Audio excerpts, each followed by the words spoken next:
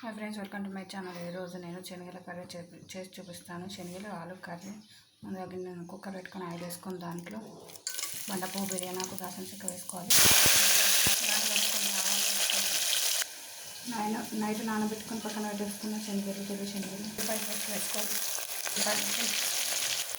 పసుపు వేసుకోవాలి. సన్నగా తీసుకుని ఆలు వేసుకోవాలి. కొంచెం కొబ్బరి పొడి వేసుకోవాలి. వచ్చిన శనగలు వేసేసుకుంటున్నాను. తగినంత సాల్ట్ వేసుకోవాలి. మిర్చి వేసుకున్నాను. కొద్దిగా కారం కూడా వేసుకోవాలి. టమాటాలు వేసుకోవాలి. ధనియా పౌడర్ వేసుకోవాలి.